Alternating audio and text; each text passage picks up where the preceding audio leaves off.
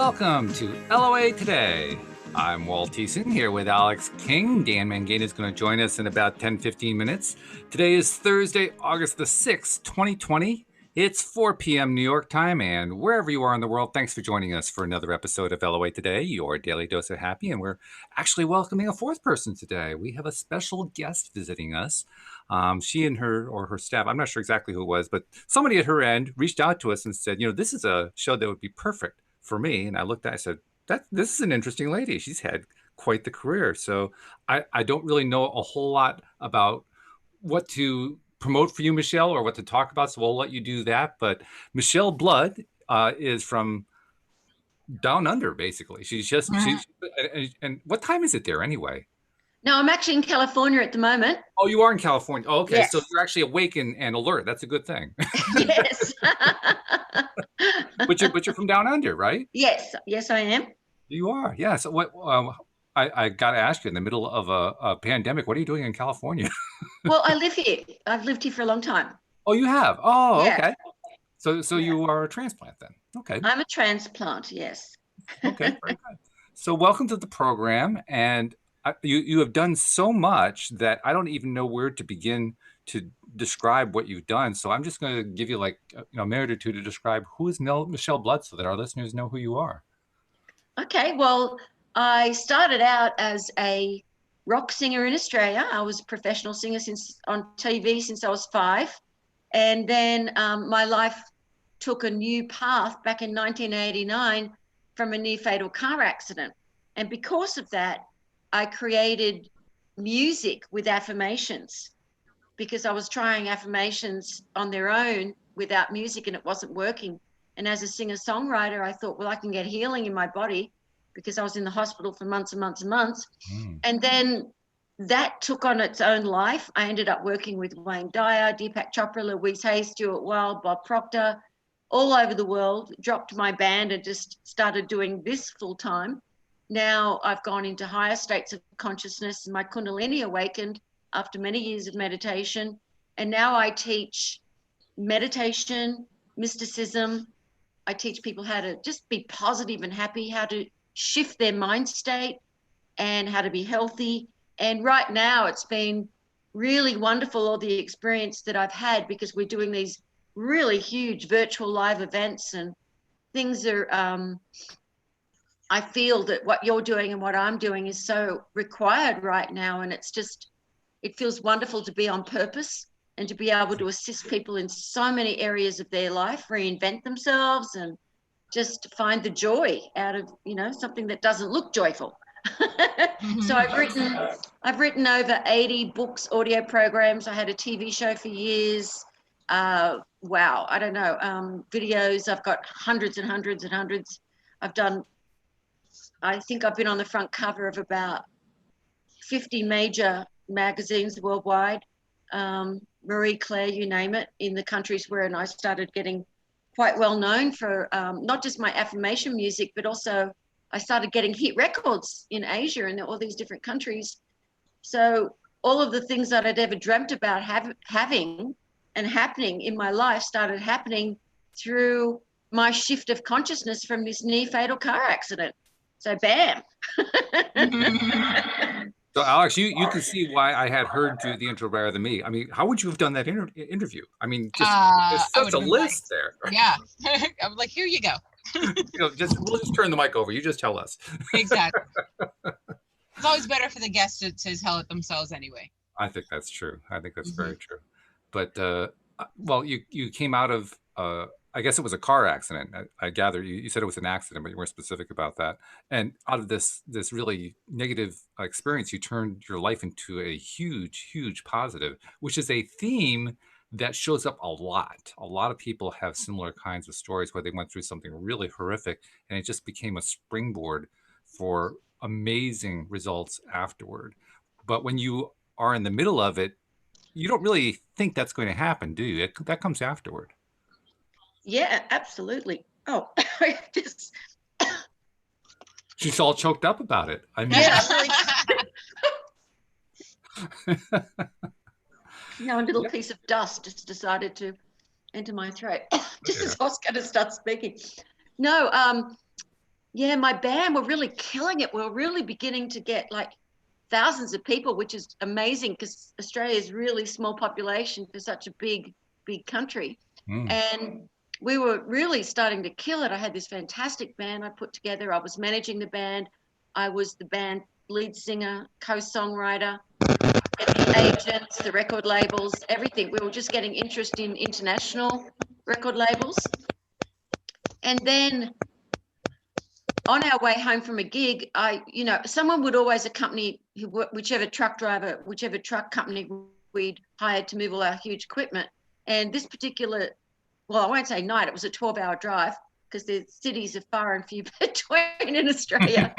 And so he hit a telephone pole, but as the passenger, I was crushed from all the musical equipment, and I was in the hospital for months and months and months and months. And I didn't feel depressed. I felt suicidal because the doctors were saying, if you do survive the next operation, you just definitely won't be able to do the things that you do. And I was like a crazy singer on stage, very entertaining, I think.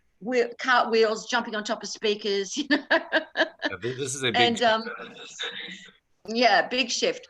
So many people were like, oh, Michelle's always so positive, and I know she's in agony physically, but really her depression is getting us more concerned than anything. So they started putting on, this is how long ago it was, 1989, cassettes for me to listen to, and I couldn't move to turn them off. So that's really bloody annoying when you're in this lower vibration and you hear these positive people going, yay, you just, because you're not resonating, you're not in that same frequency. But one of those particular tapes really affected me, and I had like what I call a spiritual epiphany, a satori, when what happened was Napoleon Hill's book, Think and Grow Rich, was being spoken by this American man called Earl Nightingale. Oh, yes. And as a singer and a songwriter and a producer, I love the tone of someone's voice. So I could handle listening to him because he had this beautiful, rich baritone voice, speaking voice, Earl Nightingale. And so that was sort of soothing. And I wasn't really interested in any of the book except for one part, because why would a singer in the 80s, female singer from Australia in the 80s, be interested in American entrepreneurs in the 20s and 30s like Henry Ford? Who gives a Sure. F, Yeah.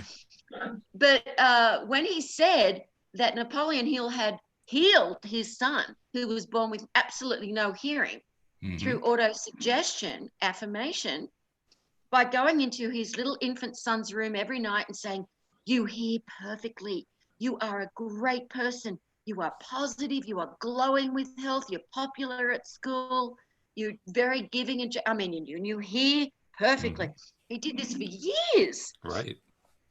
The little boy ended up getting 30% of his hearing. He went on to become one of the leaders in really getting science to work on hearing aids. And I just thought something within me, I knew that was true. I just knew it. Just absolutely. I said, okay, I'm going to do affirmations.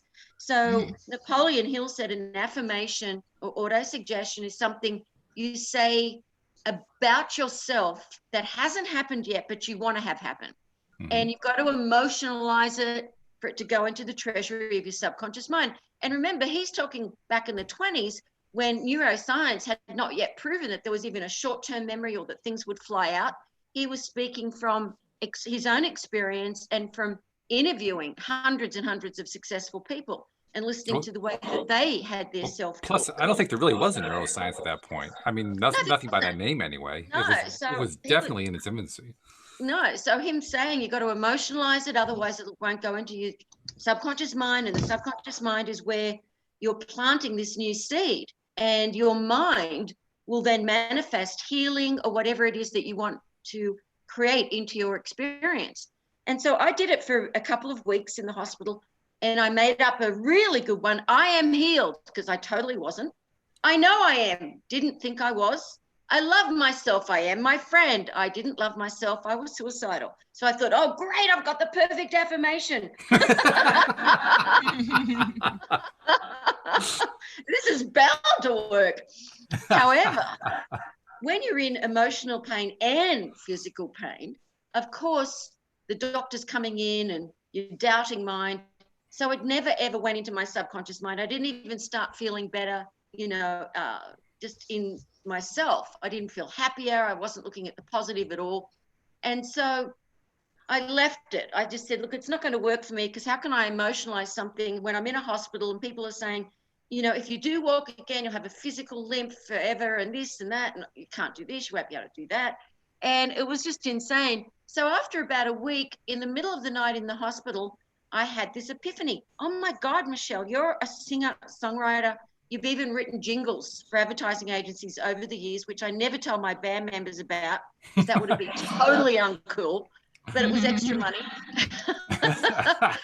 And so I said, I'll just write myself a jingle, because there weren't any. I actually asked my brother to go out and find affirmation music, and he said, there's tons of these so-called affirmations, people just speaking them, but there's no singing affirmations. So I had this little cassette player that I always had with me. So whenever I got a song idea, I would sing it down, because otherwise I wouldn't remember it. Mm-hmm. And so I just started singing.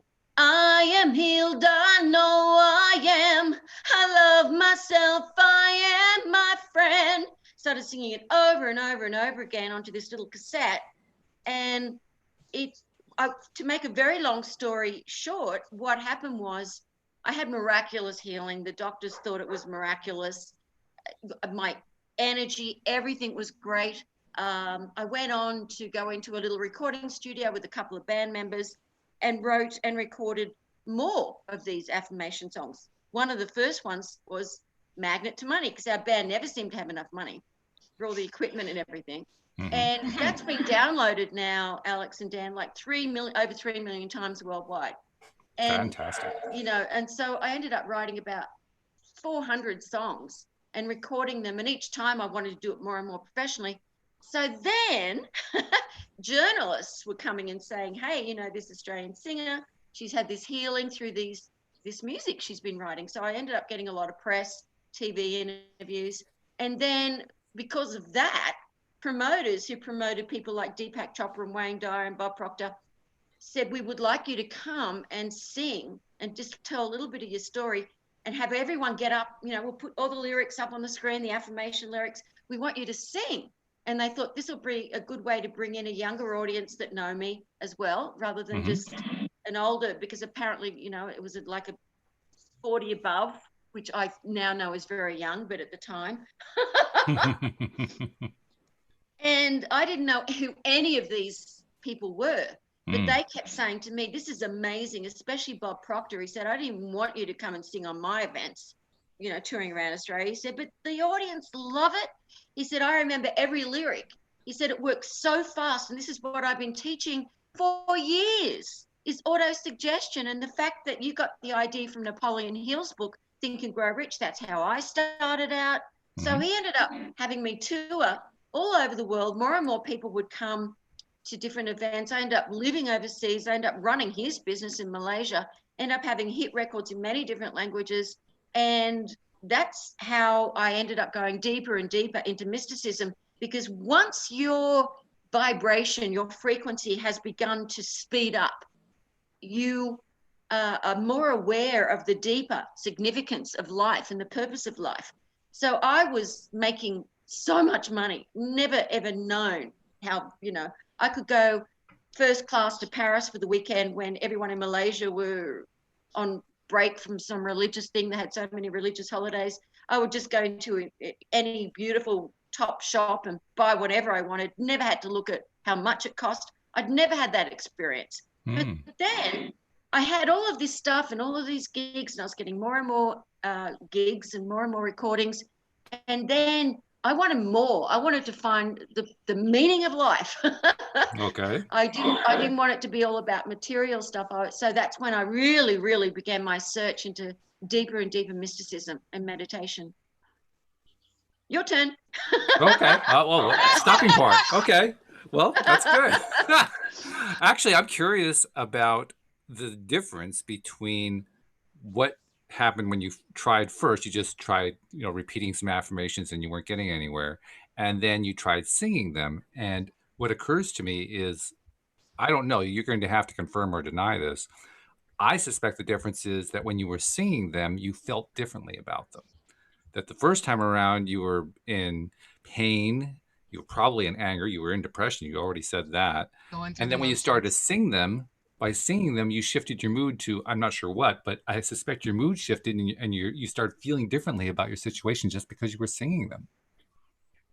Well, the reason, well, of course, singing them does shift your mood, but the main thing that happened, because I did a lot of study with this later, and to really find out what was happening. And what was happening was the left side of the brain, the lyrics, the affirmations, they go into the left logical side, the music goes into the right side. You have a whole brain experience and you can't get the song out of your head. You don't have to emotionalize the affirmation. I couldn't emotionalize the affirmation, so my doubting mind kept stopping and saying, look, this is BS, this is not working. Whereas when you sing it, it goes straight into your subconscious mind, which is why advertising agencies spend billions a year on well-known pop songs to be created to go along with their product, or they'll make up their own jingle. That's why children remember their ABCs, because they sing them. So it's just a whole brain experience, and we end up finding out it works 300 times faster than just writing them down or saying them. Now, writing them down and saying them can still work if you can get yourself into an emotional state. But usually when people require an affirmation the most is when they're not in that state of vibration, of belief, of faith. So that's why many, many people learned about the secret and the law of attraction, even though the Buddha taught it 2,500 years ago. The Buddha said, we are what we think. All that we are arises with our thoughts. With our thoughts, we make the world. So it's not a secret. It's a secret that's been a secret for a long time.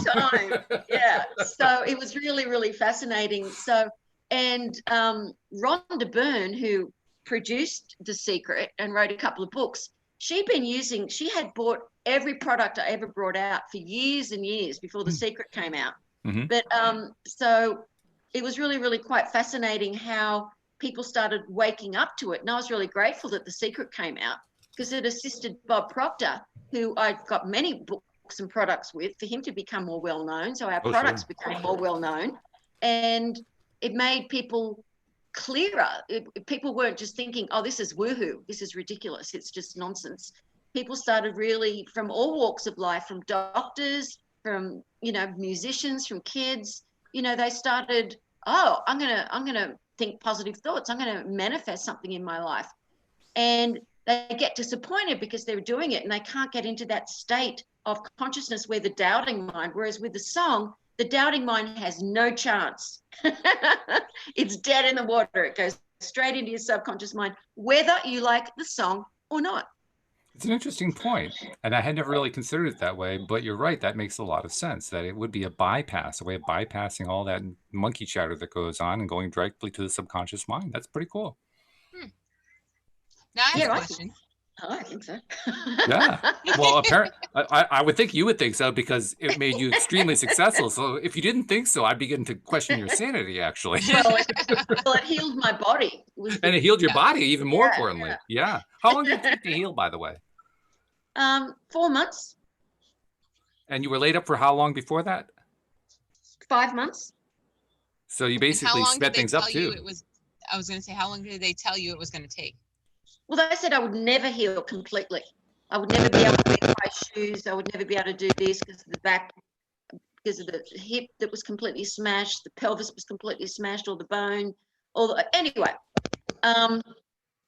so I started learning how to walk again in high shoes, because I'm 5 foot. And I was like, I'm going to have my high shoes on stage again. And okay, another miraculous thing happened, because I was told I'd have to wear these special shoes because of the back fracture. As I was learning to walk again. So I thought, bugger that, I'm going to just put the high shoes on. And what happened was, because I've been wearing high shoes since I was 6 months old, just kidding, but anyway, very young age. 7 anyway. Yeah. Very high shoes, 6 to 7 inch heels. But anyway, my back was already in a certain curvature because of the high shoes. Sure. And so it actually helped heal my back, which the doctor was absolutely blown away. He said, "What are you doing coming in here with high heels?" He said, "You'll ruin your back. You'll never walk again." And I said, "Well, check it out." What did you think of it, though? I mean, you're the one who went through it, and I mean, it's easy to look after the fact and either be shocked or, disapproving or disbelieving or whatever. But when you go through it, it's a different experience. What was it like going through it? Going through it, it was really fascinating. It's a good question. I don't think anyone's actually asked me that before. I try to ask unusual questions. Yeah, I did not allow anyone or anything. I didn't tell anyone except for the band members what I was doing, because musicians are different. They're more out there. They're more open to magic and things happening. So I didn't tell my family, didn't tell my parents, didn't tell my sister or my brother. I didn't want anyone boo-hooing what I was doing.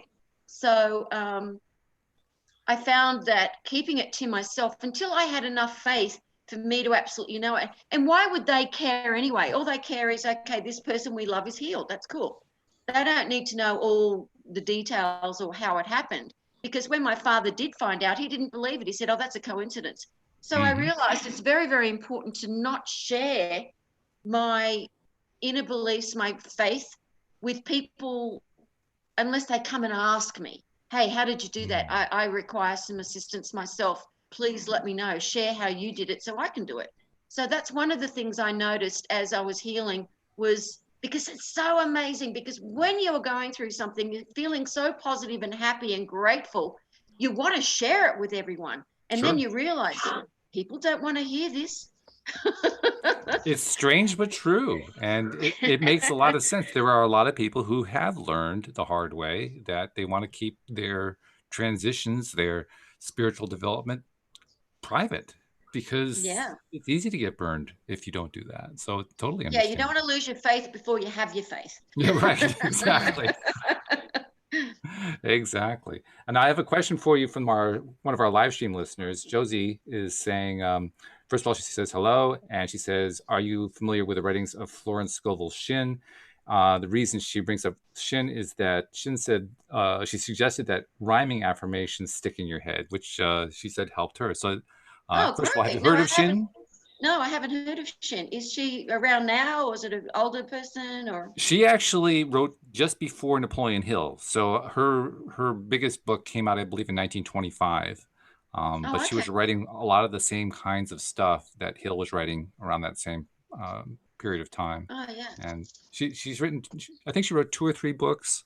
I can't remember exactly how many there were, but she's got a couple. Of course, that's what my affirmations are. They're rhymes because they're songs, they're melodies. So that's awesome. Now I would have loved to have known about her back then, but I guess now I do. Yeah, there you go. And our friend Dan Mangana has arrived. We're glad you could make it, Daniel. How you doing? Hey guys, yeah, I had a cool run over. The Zoom meeting got mixed up, but hey, how's it going, mate? Hey, how you doing? Good, great. Daniel basically lives in social media, doing workshops and presentations and everything. I mean, I don't know when he takes time off, to be perfectly honest, but I have plenty of time off, and now I have a firmly instituted shut-off time in the evening. Ooh. And in addition to my full day off, so I have plenty of downtime now. All right, very good. Whereabouts in the UK are you from, Daniel? I'm from East London. Oh, East London. I've been to London so many times. I love the English. Well, thank you. No, I mean, Bob's your uncle. Sally's her aunt and everyone else is a cousin. Well, because the English threw out all the people that stole loaves of bread and took them to paradise, to Australia, where I'm from. Okay. See, it just goes to show it's all about your perspective. Yeah, that's all it is. That's great. So, getting back to your story then. So you went through this whole period of healing. You kept it fairly quiet, which I suspect was a bit of a challenge because you're pretty much a very extroverted person. I got that pretty early in this conversation. That must have been a little bit challenging, even beyond like you want to share it with somebody. It just must have been kind of tough. Well, not really. I've No? never, no, because my family, until I started getting really well known and we had thousands of people coming to my gigs, my family just said, oh, you know, she's a musician or something. They were never interested, never really supportive. Then all of a sudden, when, you know, then my brother's like, oh, can you sign up my friends to come backstage? Can we get free tickets? Blah, blah, blah, you know. But so I was very blessed that they weren't that interested in me. Now, there's something you don't hear every day. Okay. And so now today you're basically a teacher. You're helping to spread the word. What are some of the things you're doing today to help, you know, people who are trying to develop or trying to get into that better place? Well, I still do gigs. I still sing at Mm-hmm. big seminars and teach. And I've got something called the Mystical Experience, where it's a membership where we've got people in over 26 different countries. Some of them don't even speak English. And I teach them meditation and how to transmit light and how to, you know, we have these now we've been having, because we haven't been able to get together and travel different countries to meet all the members. We've been having these big virtual events. I have this huge television in front of me. I can see everyone. We do it through this lovely new video camera I got. And it's just so much fun. And to the extent we've gone beyond what we were teaching. And now these people come on.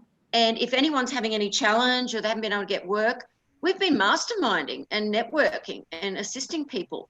And so many podcast people that I've had interviews with have been coming on as well. And they've been finding tons of new guests to interview. It's just been amazing. Like this one lady, she's a plastic surgeon in Albania. And she's like, no one is going anywhere in Albania. And so, you know, we masterminded for her to start doing a video series in English, because her English is very, very, very good. So she can start teaching people how to do Botox or whatever she does, facial peels from home. So she's going to do this whole video series. Another one of our members is a piano teacher, beautiful young lady, actually from Spain, but lives in Switzerland. And she said, well, the piano school has just shut down. What do I do? And we said, well, we'll help you create a website. We didn't charge her. Everyone sort of pitched in that could do certain skills. So she could also teach via Zoom piano. And because she speaks 5 languages, she's now teaching 5 different, I mean, she's got making more money than she's ever made. And everyone's really just there for each other. You know, this one member, she's a waitress, 4 kids, single. We did a GoFundMe. We made enough money for her to live and pay her rent for 6 months. I mean, it's just a really beautiful and joyful thing. And the people that seem to be attracted to the mystical experience are just very, very giving and generous and loving. I think most people are. But if someone's attracted to come and learn meditation and go deeper within themselves to find more purpose, well, it's really fascinating. And some people just come because they like to be around like-minded people. They don't want to go into enlightenment or anything. They're not at that stage where they care about that. But at least they get to be around like-minded people and have these events where they can share themselves or share their business. And then there are others, about 50% of the other members are there because they want to go deep. They really want to awaken. And so it's really, this lockdown has been a very, very joyful thing for me to reinvent myself without being able to travel and do my events as well. So we just love it. That's one of the themes that we've touched on a lot during this podcast, during the whole pandemic, about how, yes, the public at large see the pandemic and all its negatives, the people who are sick, the people who are dying, and the fear and all that kind of stuff. But we see it in terms of all of the shifts that are happening, all the unexpected gifts that come out of it. And you just described a few of them beautifully, how this situation that most people would describe in painful, fearful, maybe even angry terms, we're thinking about it in terms of, wow, look at all this great stuff that's coming out of it. It's a completely different way of looking at things. Yeah, because, you know, I just think people have got so much compassion and heart. And because we are all one, we all come from the same divine spirit. Really, my higher self is your higher self. It's Alex's higher self. It's Daniel's higher self. It's all one. But when you get to bear witness to people being so giving and loving, it's just, it just takes my breath away. That's fabulous. Well, it doesn't take your breath away so much that you can't talk about it because you're really good at describing it. So that's a good thing.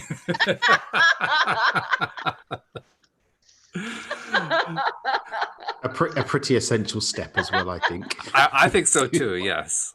Without that one, you wouldn't get very far with it. So I hesitate to even ask this because you've described so many things that you like about it. But right now, with what you're doing, and there's a whole list of things that you're doing now, not to mention all the things that you've done over the years. What are you enjoying the most right now? What's really floating your boat the most? Oh, I love that I can't go out to do these events. I mean, I live in the mountains of California and I have a beautiful home, tons of land, and I just enjoy every morning getting up early, 4 o'clock, and getting everything ready for the bird seed, for the squirrel food, for the rabbit food, for the deer food. And then I just feel like, Snow White going out with the 7 dwarfs and all these birds coming around. Oh no. And then doing all these virtual events and being able to meditate in the silence for so long, because it's very, very quiet up here.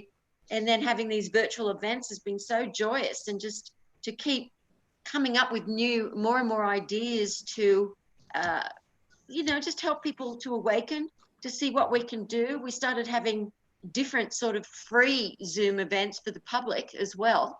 Mm-hmm. And that's been really, really joyous, because normally, people sort of, the people that would normally maybe not come to one of my events, their neighbor or someone's father or sister or brother or their kid's sick, and they come on, and we've had so many healings and amazing things emotionally and physically with these people. So I just guess every moment, just in this timelessness, I just feel like we're in the timelessness. So I feel that people can really learn how to take advantage of the solitude. The theme that I'm hearing a lot in everything that you're saying there is you have a love for people. And it shows up in all of the stories that you tell, how you were loving your audiences when you were in the bands, you were loving the people who you were interacting with when your career was starting to take off, you're loving the people. There's like a continuous thread there of just loving people. And I love that. Yeah, I mean, I love people too, so I think it's fabulous. Yeah, I mean, I didn't like the agents in the music industry. Well, some people would say they're not people, but that's another conversation. I thought that was lawyers. Seriously, they're really. I met one once that was okay, but it wasn't very good at his job. Oh my No, I'm not positive about. I mean, I'm not one of those people that I just love everybody. Because there are some people, human beings are tricky, and you've really got to watch who you talk to and what you say. And if people are just like, oh no, I'll just go out there, it's like, don't. I've got a book called Become a Magnet to Money Through the Sea of Unlimited Consciousness that I wrote with Bob Proctor, and I wrote the complete second half, which is all about the different levels of consciousness that you're at, so that people can sort of really become aware of where they're at. Am I at level 1, 2, 3, 4? And they can tell the difference between, and one of the things I really talk about is you've got to know the difference between depression and a dark night of the soul. A dark night of the soul is a spiritual awakening. Depression is when you're just thinking about yourself. You've got to think about other people, and don't go swimming and try to save people when you've had this epiphany, you're feeling really good, you go out to the ocean, and then you drown, they drown. We have to become strong swimmers ourselves in consciousness and in strength to be able to do it. I don't think anyone wants to go to a piano teacher who can't teach piano. So if people are starting to feel like, wow, I can go out now and teach because I've had an epiphany or this or that, make sure you've had the real experience before you go out and teach people, because people are tricky and they could energetically, without you knowing, at an unconscious level, put you down or judge you. And then all of a sudden you'll not be feeling good. You'll be feeling, oh, wow, I'm sensitive to the world. I don't know if I want to be around people anymore. So that's what I suggest to people. Until you're a strong enough swimmer in consciousness, be aware of people, love them. But that doesn't mean you have to necessarily like somebody, because people are tricky. But you love the divine in each person, because that is the truth. And eventually that's all you can see. And eventually you end up just creating into your life the people that you do resonate with, because the people that you don't resonate with, they run away, run away, too much light. And it's the same for negativity. You will attract a negative situation if that's where you're coming from. And the way you can tell if it's you or if it's them is if you feel extremely reactionary. If somebody said something that you feel very hurt, if you're reactionary, that particular thing is still within you. That means you're judgmental. And if you're not reactionary, you just sort of are bearing witness to what's being said. It's like what's happening in the world. Are you becoming reactionary and afraid, or are you just bearing witness to it and seeing how that can change your consciousness and then other people's consciousness in a positive way that's going to be very supportive? That's a very interesting little thing you went on there about how people are tricky. That's the way you phrased it. That really, I think what you were talking about is dealing with each individual on the terms and in the way that they are able to deal with you. And not that everybody has to be your friend, or not that everybody has to be somebody that you like, but simply you interact with people to the degree that they can interact with you, and to the degree they can't, then, like you say, they move on. They just don't become part of your circle. And I see that as being a way of describing what happens when you get into and stay in a high vibrational place for a long, long time. It's not anything that you do by plan. It's not anything that you do by intention. Well, it is by intention. It's just not it's not that you're setting out every day, okay, I have this intention that these people are going to be there and those people are not. It's not like that. It's just your intention just comes, it starts flowing so naturally, it just becomes part of your life. And you realize you're not in fear anymore, and you don't judge, you love. You really don't judge. And you can feel when somebody's judging. And when they're judging, it's only because they don't want to focus on their own life and their own shadows and their own pain. It's easier because when people complain about somebody else and judge somebody else, they get a hit. They get a hit of energy for a short term. Mm-hmm. And it's like, it's pseudo energy though. It's going to go down really quickly. And so people create drama in their life when there isn't drama, because it gives them a boost of energy. And then they continue to do that, and they don't realize before you know it, oh my God, I don't want to be around that person. Why don't they want to be around me? I'm wonderful. No, you're not. Yep. Not so much. All of those conversations can take place in the mind, in the head, that's for sure. But I think probably the strongest thing that happens, and I have a feeling this is part of the experience that you've had, one of the strongest things that happens is when you get to the point where the people who give you responses, or they reach out to you in some way that is not in alignment with what you like, maybe you just dislike them intensely, maybe you just wouldn't be interested in them, whatever, those people actually kind of fade. And by fade, I mean, yeah, you might have a reaction, but the reaction doesn't last very long, and you stop even thinking about them. They stop being a part of your consciousness really, really quickly. And this is a theme that happens over and over again with people I've talked with who have a consistently high vibrational space, because those people that don't really measure them, they don't, first of all, they don't show up. And when they do show up, they don't show up. If you know what I mean. It's just like, they just don't hang out very long. They just kind of disappear. No, it's perfectly said, because if you don't resonate in that vibration, because like we talked about what the Buddha said earlier, and we'll repeat it again because it's so good to remember, we are what we think. All that we are arises with our thoughts. With our thoughts, we make the world.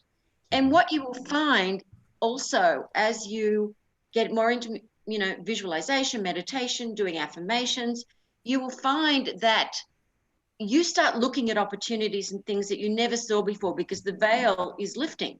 It's being blown out the window. And even the people that your family, okay, you're always going to be in contact with your family. Most people are. You love your family, even if you're all very, very different soul types. But what I found over the years is my family members that were sort of very, very challenging for me to be around are very loving to me now, even though I don't live in Australia anymore. But when I do go home to visit, it's a very, very different experience. And because I don't get reactionary to anything that anybody says, they're not getting energy from you. They're not getting that burst of, pseudo energy that they normally get through putting you down or whatever, if it's an older sister or whatever, which was my case. And so they can't grab anywhere. They can't get a line to you. They can't find where they can sort of start sucking you dry like a vampire.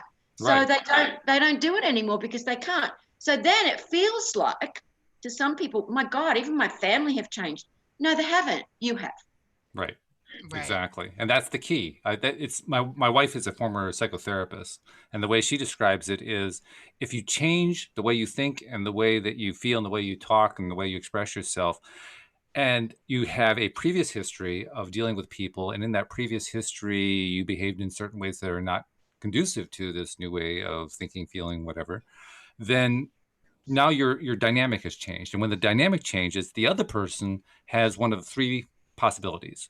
They can either fight it, they can accept it, or they can run away from it. There's no fourth option there. Mm-hmm. Well, you're married to a brilliant woman. I agree completely. She'll agree too. As millennials, we would say you got to move different. Yeah. Talk about that, because that's a phrase you actually haven't used on the show before. Oh, I use it all the time. I always say, Not on the show, you don't. They move too funny for me. I don't like it. Oh, okay. Well, yeah, you say that. All right. I'll give you that one. that variation of the phrase has definitely been Yeah, no doubt. before. Yeah, you've got to groove. You got to dance your own dance. Yeah, absolutely. I actually have a question for Michelle. Go ahead. Whoa. The singing affirmations. Let's say you're in some place really quiet, like you're by yourself in a hospital. Do you get the same effect if you're singing it in your head?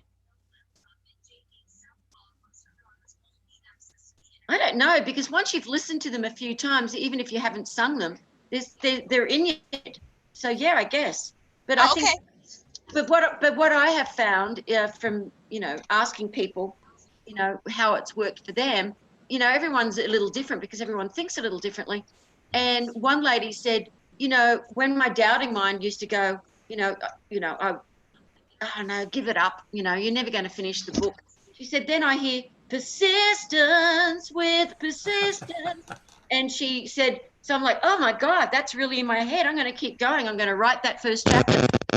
And someone else will say, when they're worried or fearful about money, all of a sudden they're like, what am I talking about? I'm a magnet to money. Money loves me. That's just a song, one of my songs, originally taken from the inspiration of Reverend Ike, who left the body a few years ago. And I just loved what he used to say. He was I've always loved people that are very,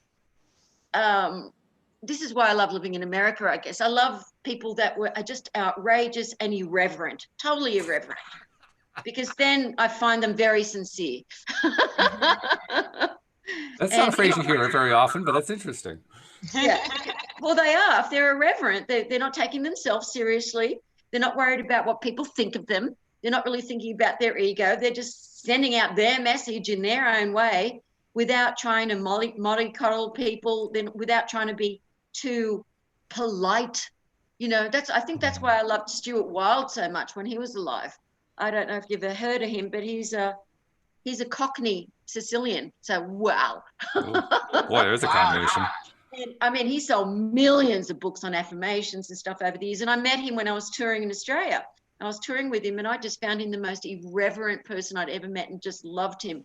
I love it if someone can say, F this, F that. They're on stage with 3,000 people knocking their head against the podium, and I mean really cursing out loud. And then people would stand up and walk out, maybe 20 or 30 every gig out of 3,000. He'd say, right, now we got rid of all the judgmental assholes. Let's get on with our conversation. Now we can really get on with our conversation. That's amazing. My darling.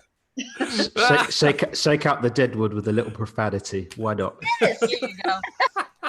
Got to get the right type of crowd. Yeah. Michelle, you definitely fit in with the vibe of this show. I mean, you mentioned earlier our subtitle is Your Daily Dose of Happy. You just gave us a whole bunch of it right there. That was great. I think everyone on, I don't listen to the other episodes, but I'm pretty sure everyone on this episode is definitely irreverent, if I have to say so myself. That's true. The Tuesday and Thursday shows, which are the ones that Alex and Dan do with me, I don't know how to describe it, Michelle, other than to say they're the shows that go in places I never dreamed we would go. And I usually don't know what the topic is going to be when we start, and when we're done, I still don't know what the topic is. But it was great because you've got more defined stuff with the others, like your Monday, Exactly. Wednesday, Friday. Like Yeah, we're going to talk about relationships. We're going to talk about Neville Goddard. We're going to talk about pivoting. We're going to talk about whatever the hell we want to talk about, and we're going to talk about it. There are times that I finish these episodes and I don't even know what to title the episode. I'll sometimes turn to Alex and say, "What do we call this one?" I don't even know what to call this. You should do what they do on Ridiculous. I used to be indecisive, and now I'm not sure. You're right. Exactly. Oh my goodness! But these Or two just keep me call it- laughing. I don't know what to call this episode. Part 1, 2, 3, 37, whatever. Yeah, I used to be schizophrenic, and so did I. Now, Daniel, I don't know if you caught the part where she talked about how she basically got everything going by doing these singing affirmations. And she recorded them and they sold, and she got called on to stage by all these famous names and so forth. But it made me think about the fact that you are our resident crooner, and you kind of do it like ad hoc. But have you ever thought about doing musical affirmations or something similar to that? Because, I mean, you basically have the same approach. You just hadn't thought of it that way. No, nowhere near. Because I crooned. I crooned to add energy, not necessarily to direct and improve people's lives. I'm sorry, Not to Michelle. improve people's lives. I'm sorry for sullying the beautiful work that you do with my crooning. I'm like, well, Walt, you're wearing an orange shirt.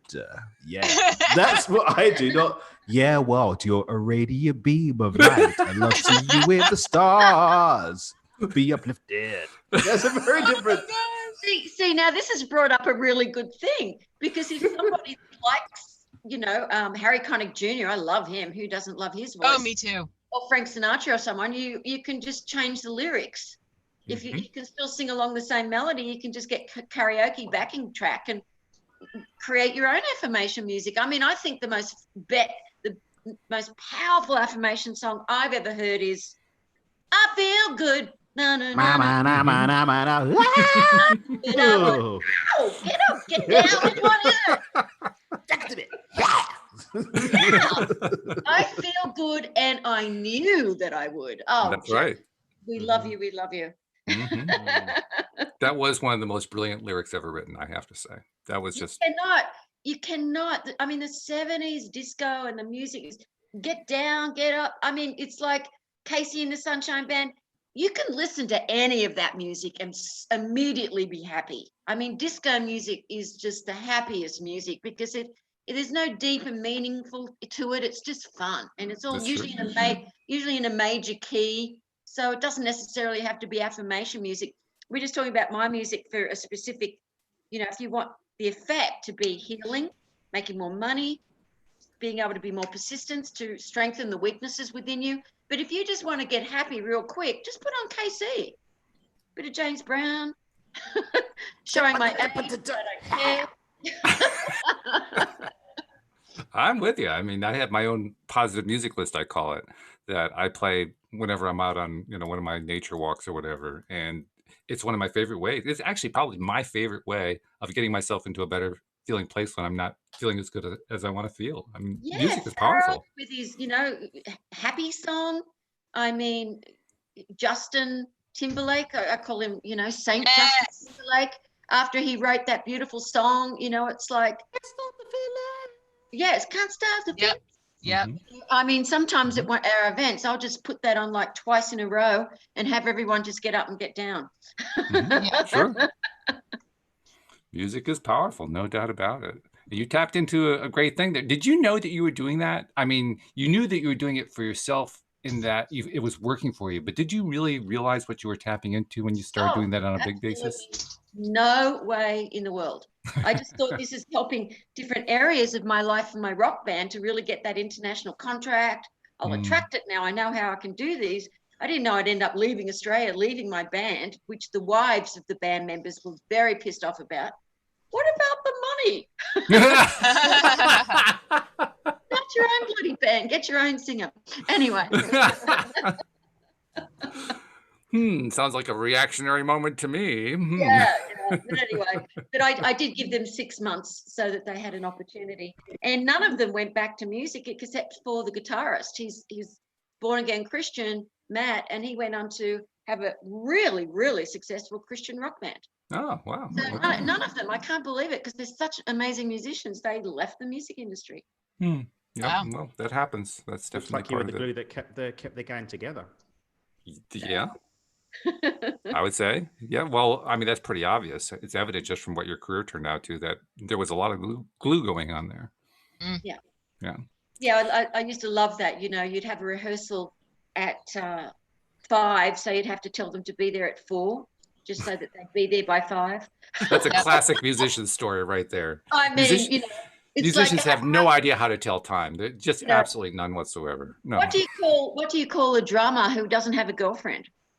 Homeless. A drummer. Oh, Yes. snap. Yes. Oh, wow. My nephew's a very avid drummer. Is he also a hobosexual? A hobosexual. He's Yes. 13. I said what I said. He's 13. Oh, okay. I hope he's not any kind of sexual.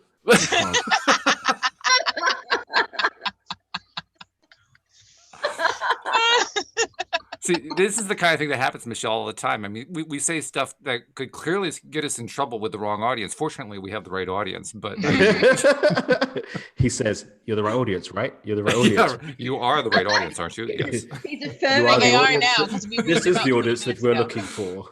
Yeah, I now do- we shake it. Now we shake it out the wankers. This is basically how these two do what Stuart did. They basically got rid of the ones that we didn't want to be part of the audience really quickly, and the rest that remained were the audience that we wanted. And it Right. worked beautifully. Bye, Well, the Felicia. audience that are staying, I do have a lot of free gifts for your audience, for your fans, whatever you choose to call They those. would love that, I'm sure. Tell us what you have for them. We have Well, them too. I've got The Magic of Affirmation Power, a book that my very first book that I wrote, but I've rewritten this year, Wow. and put in a little bit more detail. And in the book, there is the Magnetic Creative Visualization audio program. There is the Practice of Meditation video. There is a month free membership with the Mystical Experience. There is Turbocharged Goal Setting and Action Planner and audio with me and Bob Proctor. My favorite and most powerful affirmation songs, and all of that, nearly it's over $250 worth. And they're, best-selling products. And so that's all being given away. Fabulous. If Whoa. they just go to Michelle, but with one L, not two, Michele, Blood, like my father, it's a real name, BLOOD,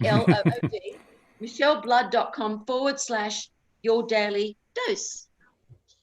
So all you have to do is visit that particular link. Okay, I'll make sure I include the link in the description. That way they can all find it very easily. Yeah, so that way I've just chosen an array of products that I find if someone wants to go really deep, they can. If they just want to improve their life and feel happier or healthier, there are certain products in there that will assist them. For those who are really new to it, I think The Magic of Affirmation Power, the book explains my story and how people can start with just, if they've got no idea what to do, it'll tell them exactly step by step how to do it. Very, very simple. I always say KISS, keep it simple and spiritual. Oh, that's a different variation on KISS. Oh, yeah, I like that's that one. different. Yeah, Let's I like keep it. it there. Yeah. keep it simple and spiritual. That's good. I like that. Very good. Making a t-shirt.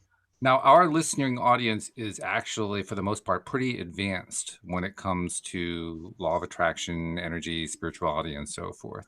So for that particular audience, for those members who do want to explore more, obviously, we're going to send them to the link on your website. But what specifically might you suggest that they look at for somebody who's a little bit more spiritually advanced than others might be?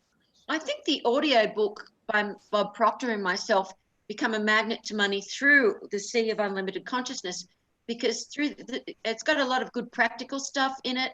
But Mhm. through the Sea of Unlimited Consciousness, we go deeply from all the different levels of consciousness right through to enlightenment, Kundalini Awakening, what really happens, what the effect of it is on you, how I went through my Kundalini Awakening, how it just shook my whole world up. The dangers of not understanding how this works, because it's a very powerful energy to have an awakening, and also to get people off their ego, people that think they're highly spiritual. If they're not irreverent, I don't believe them. Because if they're taking themselves too seriously or their spirituality, I've had people say, oh, I'm at level 4. And I said, you're not even at level 1, honey. What are you bloody well talking about? They just think they are, and it's their ego talking to them. And that is true mindfulness, is being aware of our weaknesses and our shadows and finding a way to release it from our life, because people, they don't like criticism. No one likes criticism because, people are assholes and they'll say nasty things to you. You want to say you're going to do something and they're, oh, I don't think you can do it, particularly family members. However, people aren't aware of their own shadow. They would rather, excuse the pun, but they would rather mask their own feelings of inadequacy instead of strengthening their weaknesses. And more people, are wanting to do whatever it takes. So they'll, it's like I'm writing this book at the moment called A to Z of Mysticism. And I start out with A, spiritual assholes, beware of them. Those people that say, oh, why are you sick? You've created it. You've attracted it. Oh, you've got sore shoulders because, blah, blah, blah, blah, blah. Someone's on their deathbed and they're like, oh, you should be ready to forgive yourself for the things in your life. And they're just assholes. Saying it again because I don't say it. I say it in a way that sounds very sweet, I feel. Okay. Oh, no. I'm loving it. That's funny. Hey, actually, you did bring up one thing, and I know we only have a couple minutes left, but I figure I'll try to touch on it anyway. Something that we haven't really discussed on this podcast in about 1.5 2 years, a Kundalini Awakening. And the people who I've talked to who've had that kind of experience tell a variety of different stories. How did it affect you when you went through that? Did you come through it feeling great? Did you come through it feeling horrified? Did you come through it feeling scared? I mean, what was your experience? Well, I had an awakened teacher. I went to 26 countries to find an enlightened teacher. I'd worked with all these great positive people that were really, really sharing from their own experience. Deepak, Bob, all these different people, but they didn't know God. And I'd got to that stage where I was feeling soul sick. My life had to find more purpose. People on the outside, it looked like I had purpose. I was making lots of money. It looked like I was assisting a lot of people. I'd even started doing, kids affirmation songs, beautiful albums, but it was still something was missing. I eventually came to America, and out of all the places I was looking for a bald Chinese man, Thai Chinese, I don't know, or an Indian man with long white beard. I never thought of enlightenment as something that can happen to anyone. And I met this woman who had an enlightened teacher, and you've got to have someone who can transmit light because they are plugged into that consciousness, and you really feel the energy from it. You feel it's amazing. They don't act saintly at all. Truly enlightened people never act saintly. They have awakened, so they don't come from ego anymore. They come from that. But it took years. And my Kundalini so many people think they've awakened because they have a Kundalini rush and their head sort of explodes in light, but that's not it. That has to happen hundreds and hundreds of times over the years. And then eventually you go through Stargate experiences. Your body shakes all night with the Shakti as it's transmitting light through to you. I mean, it's not easy. Anyone who says it's easy or trying to sell you something, it is very, very challenging to go through a Kundalini awakening. I was very blessed that I had an awakened teacher who's not teaching now, but she's still alive. She's younger than me, actually. And it was after the full awakening, it took me about 2 years to be able to really handle being around people because you're so sensitive. And one of the most challenging things is you just want to, because you feel this oneness with everyone and everything and so much love, it's ridiculous. And you have to hold yourself back from seeing someone that you don't even know and rushing to them and giving them a hug because you feel they need that love. You've Mhm. just, otherwise it's just, you just painfully got to hold yourself back because people think they've experienced love. There's nothing like it. It is insane. So, but, I could come on again and go through the actual entire experience and what people really go through, because some people think they've had a Kundalini awakening when they haven't. They've had a beginning, and they're the ones that have to be very, very, very careful, because it is a dangerous thing. You have to have these two nerves down the spine, the Ida and the Pingala, in total harmony. You have to learn Kriya Yoga breathing so you can have those nerves balanced and in harmony, so that the light that comes up the Sushumna through the, that canal, that tube that runs the ethereal, along the ethereal body, along the spine, so that can be cleared. Because Kundalini is like tiny little bubbles of energy. It's like putting Ajax on your consciousness. It's scrubbing you clean so that the Sushumna can become clean and then activate your chakras. You go to these people and they say, oh yeah, your energy is like so totally blocked. I think you're like your chakras are blocked, like so totally. And they don't know what they're talking about. Everyone's chakra is closed. They've got to become activated. And that's the only way that they can become activated, is for that Kundalini, which is a scrub. It's like Ajax for, from God, to do that. And when you have a teacher transmit light to you, you start feeling all the tingles on the top of your brain, and that is attracting the Kundalini to come. And when you do your own work on top of it, be of service to others, be happy when you don't feel like it, instead of complaining, be nice when it's hard work. It's like a friend of mine said it the other day, this really giving, generous person said, no, I'm not being generous or giving, I'm being selfish. And we all said, what are you talking about? He said, it's hard work to stay negative and to just sit around and not exercise and just watch television. That's hard work. I think it's selfish when you're out there and you really get out there and you do things, because when you do things for others, you do other things to uplift people, and you meditate. He said all of those things uplift you. So it's quite a selfish thing to be awakened. You have to be selfish to get out there and do it. Otherwise, you're just in inertia and laziness and you can't feel yourself anymore. So I just thought that was a really cool way of looking at it. But anyway. I asked the question because every time I've ever talked to somebody who at least told me they'd been through it, I don't know, I've never explored it myself, so I wouldn't really know. But they've either told me that they've been through a Kundalini awakening, or they knew people who had, or whatever. The stories, they all have a common thread, but the stories were so very different. And yours was also very, very different. I may actually take you up on that and have you back some time to talk about it in more detail. I'm not sure if I'm going to do that, because it probably depends on whether or not I want to have one myself. And so far the answer has been no, but you never really know what's going to happen. Yeah, but see, you're such a positive, happy person. It wouldn't be that difficult for you to maybe not go through enlightenment. Maybe you don't want to go that deep, but to go into higher states of consciousness. People used to have LSD for the things that I do, with no drinking and no drugs or anything. I mean, there's nothing like it. It is beyond any orgasm you'll ever have. And it's as American, it's pretty dark. Alex is losing it over there. What? Sorry? Alex is losing it. Oh, sorry, I have the mind of a 12-year-old. Leave me alone. That has me intrigued now, I'll tell you that. Yeah, it's funny. This one of the mystical experience members is from Ireland, and he's been a student of mine for about 8 years, and he's going through his Kundalini awakening, and we're at this public Zoom event, and he can't. I don't ever want to tell anyone don't say this or don't say that. I want people to be able to just speak their own minds on our public events as well that we've been doing.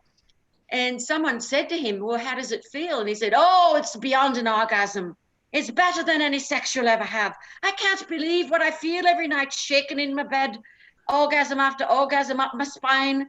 And everyone's just like, and so I said, oh, you mean to be sure, two condoms. Oh my goodness. He totally couldn't stop himself, and he wasn't meaning it in a sexual way. It was just to try and explain it. so funny. We were all Oh no. cracking up. Well, we always try to end the show on a high note. I think you managed to pull that off. So thank you very much, Michelle. Well, I have had so much fun with you guys. You guys are awesome. I really, really, really love you guys. It's very rare that you get to be so, yourself. You don't have to hold back. It's important, though, isn't it? I mean, you really. I am holding back. We emphasize that every show that we want to be just who we are, and it pays off. I mean, it pays off in ways that we don't even necessarily recognize. But who would want to live any other way? That's the question I would ask. We're like COVID. We're highly contagious. And when you have an opportunity that you don't have to be aware because people are being tricky, and you can just be yourself and laugh and be in that joy. I mean, laughter is meditation. So that means that Walt, you do meditate a lot because you laugh. We do a lot of meditating on the show. You sure do. No Sure doubt do. about it. You can't think when you're laughing. Laughing is a meditation because the whole idea of meditation is to stop your thought. That's true. Yeah. Hadn't thought of it that way, but you're right. So anyway, thank you very much, Michelle Blood, for coming on to the show. And we're going to make sure that we include the link that you gave us, michelleblood.com/your daily dose, so that people can get all the free gifts that you gave. But I think the best gift you gave was your story. What a wonderful story. Thank you so much for sharing it. Thank you. Thank you, you guys. You guys, as I say, you guys rock. Well, thank you. All right. And with that, we're going to rock out. All righty. Thank you so much. So thank you very much to our podcast listeners. Thank you very much to our live streamers. And thank you, Alex and Daniel, because you guys helped make it really, really happen. Thank you especially to you, Michelle Blood, for dropping in. We'll see you all next time here on LOA Today. Goodbye, everybody.